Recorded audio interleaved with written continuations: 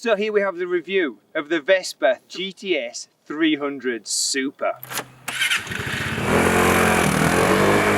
What we have here is actually Vespa's most powerful scooter. Now, in typical Vespa fashion, it's super stylish. I mean, look at it, it's absolutely gorgeous. For a scooter, I think it is definitely a head turner. Underneath here is a single cylinder 4-stroke 300cc motor. That is pretty nippy.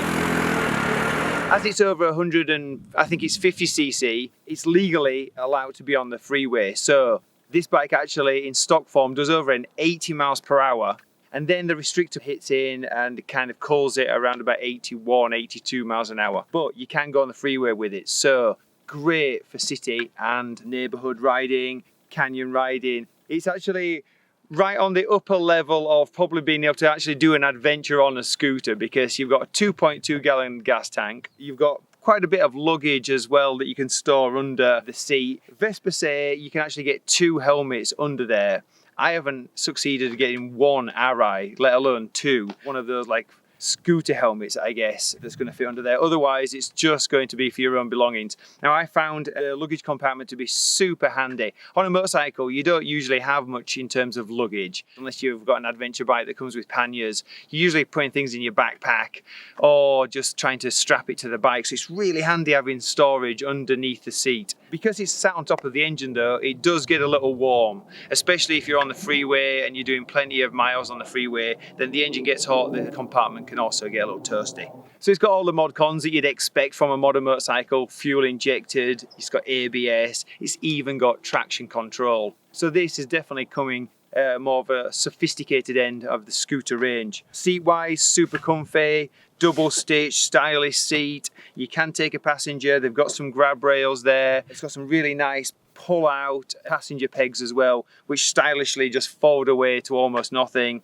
Big footwell there, so really comfortable riding position. Loads of wind protection from your lower body, your legs, your feet, and up to really kind of like your chest area. So loads of protection there at the front. You've got a simple windshield here, no real visor or protection, but other than that, nothing else. Mirrors, you can see plenty out of, but there's not a lot of adjustability, so you've got to make sure that they're really in the right position. It's a steel frame, a real metal body on this, so there are some plastic pieces but some nice metal body panels. It comes in 2 colorways. You've got a bright blue, you've got this grey. If I've got any quirks with it, I think from a riding standpoint, the side stand catches one heck of a lot going around left-handers. I've got no problems going around rights because there isn't a stand on that side. Left-handers, it touches super easy, which is a little unnerving sometimes. And because it's quite nippy from this 300cc engine that goes 80 miles an hour plus, I think it's a little under braked. And by that I mean I wish that the brakes were a little bit better.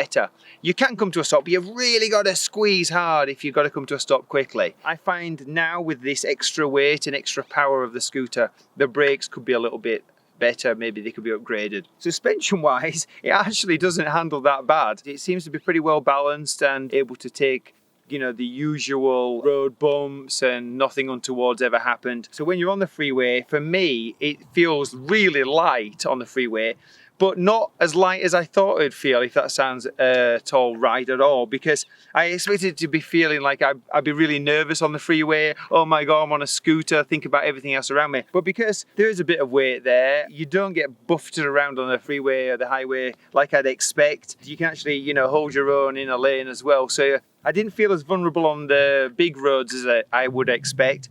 And then when it comes to the canyon and the city, it's a doddle to ride. Twist, go, twist, go. It gets through tiny little gaps with ease. I zipped around LA on this many, many times. I've had this now long-term loan from Vespa for months and months and months. I haven't wanted to give it back because it's such an awesome bike around the city. It's an awesome bike to just jump on, go ride. I can head down to the beach with my kid. I can head into the city much easier than I can on a bigger motorcycle. I think there's loads of pluses to a scooter range. Now in the scooter range at Vespa, they've got bikes from all different CCs. This is their biggest, this is their fastest. And really, look at it, stylish, practical, and from a fuel efficient standpoint, this thing is superb. It really gets plenty of miles out of a gallon. What more do you want? It's cost effective. On the cost point of view though, which is not cheap, is its base price point, over $7,000, which I think is a lot of money to pay for a scooter. However, it's Italian made, it's Italian style, and as always, there's a bit of an Italian price point to pay for all of that. But this is Vespa's most powerful scooter. It's the GTS 300. I think it's brilliant. I love scooters, they're loads of fun, but it's definitely even more fun when you can get off the line and actually stay with a bigger motorcycle, sometimes get off the line even faster than them. It's great through traffic. I really enjoyed it. It's a great bike, so check it out. Now, I personally love scooters. They're so easy to ride, they're so much fun, and a great introduction to the life on two wheels and, you know, heading possibly to ride a motorcycle one day. But you don't have to, because scooters are, like I said, a lot of fun.